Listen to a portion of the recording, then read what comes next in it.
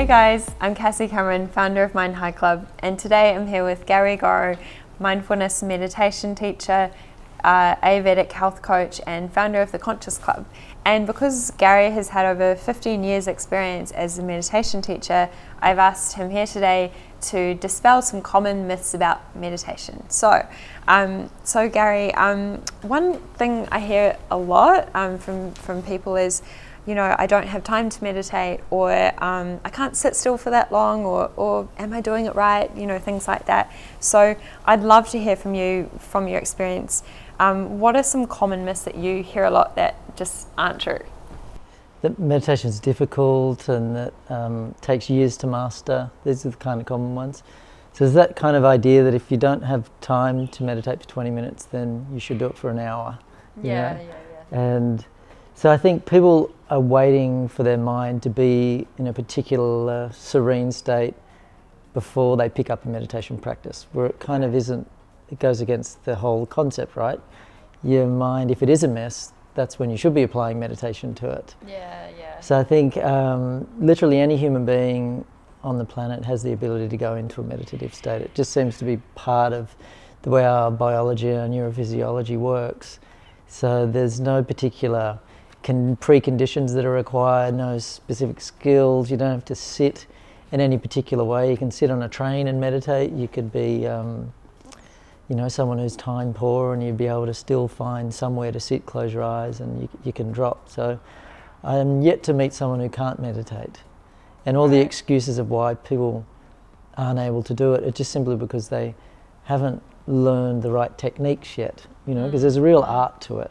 And a lot of people think meditation, it's all the same. Just like all modes of transport are the same, but clearly they're not. Once you've driven in a BMW, it's very different to an old combi, or it's jet is very different to a helicopter or an air balloon or something. So meditation is a very general term that we apply to anything introspective. Whereas I would say Vedic meditation, which is the technique I teach, it's an effortless form, and the mantra, which we use mantras in it, they're the thing that's leading your mind into meditation. So I think other techniques, probably are pretty hard. And I've tried a few, and it's not easy to get into the zone just by sitting there and just being with your breath. It does take a bit of time, via those methods. So I think it's hard depending on what route you're taking. Right, and just sort of, I think, are we overthinking it? Yeah, the whole idea of meditation is, you abandon your mind. Yeah. You abandon your thoughts, your whole internal mental process. You're really wanting to wake up a different dimension beyond all that. Yeah. So there's part of, I often think of human beings are a conglomeration of 3 different elements or components. So you have a physical aspect, which is the obvious thing. And then you have a mental aspect, which is subtler, which is not always seen, yet it has this marked influence on our life. But then we have this other thing called consciousness, which is the element which animates the body and mind. So meditation, you sort of need to transition through the mind stuff to get into consciousness. But in order to do that, you shouldn't be fighting the mind or wrestling the mind. You need to sort of find a way to bypass it. So it's like it takes a thorn to remove a thorn. Right. So the mind, you have to work with the mind to get it to go into a meditative state, but we shouldn't be wrestling it or having an adversarial sort of relationship with it. Yeah. And I think the biggest complaint is people find their mind doesn't cooperate. They want to meditate, but like, my mind won't shut up, and it's so noisy, and this is so hard. But I would just say to people, stop fighting your mind. Just learn to be neutral and indifferent to it, and just go into the space of awareness. Be okay with thoughts, but just be totally unconcerned. I'll often say to people, how concerned are you about the pressure in your neighbour's back right tyre? I'm like, I don't care, I've never even thought about it in my whole life. I'm like, well, adopt that same thing with your own mind when you meditate. It's like the I don't care attitude. Yeah.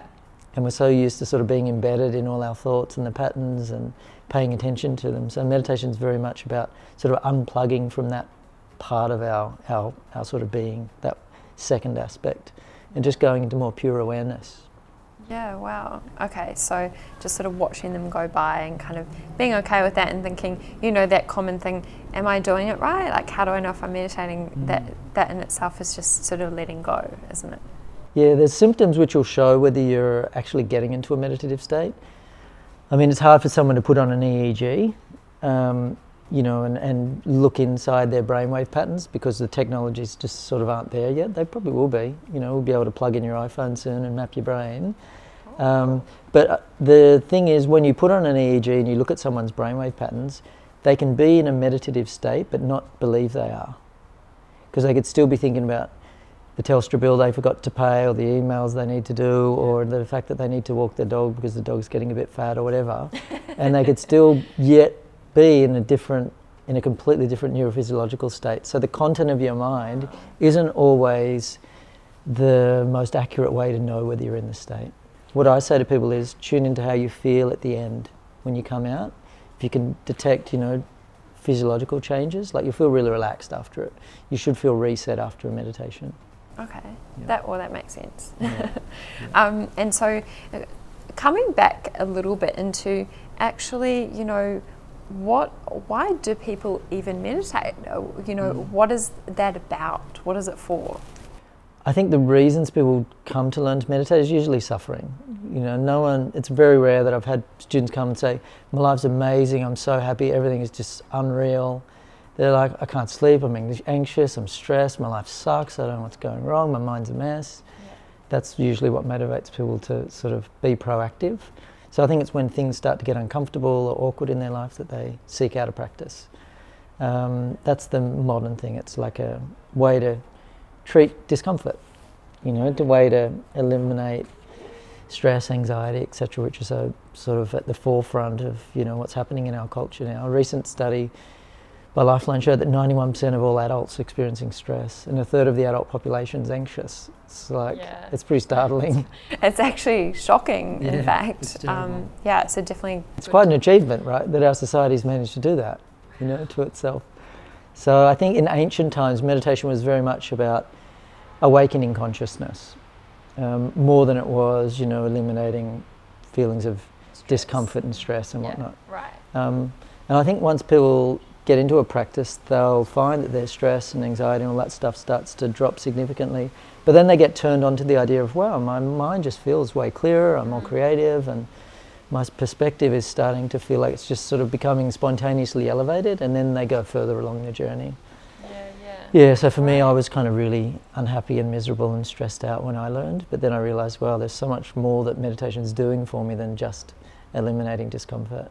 Right, I've actually experienced that myself too. So started learning it like, oh, this is great for stress relief, but really, you know, it transforms your life. Well, that's what I've experienced so far. So yeah, totally. And so, you know, for, you know, people out there that are sort of somewhat interested in meditating but are struggling with the actual practicality of, you know, how do I make the first step? When am I going to do this? You know, what would you suggest to them, as in what would be, I guess, a minimum amount of time, you know, that everyone's sort of like, well, how much time do I need to do it for? Is there an answer to that? I reckon there's a few elements to it, and if I could just add another thing to it, I think the intention is the defining thing. Like, you need to get clear on, well, why do I even want to meditate? Right. Like, what's my motivation? Because someone could be taught, but then they can just throw it away if they don't realise that, well, my consciousness is really important, or my state of mind is something which, you know, it has this profound effect on the way, you know, I experience my everyday life. So once they realise, oh, I just want to be healthier and happier, then it's easier to add meditation. Yeah.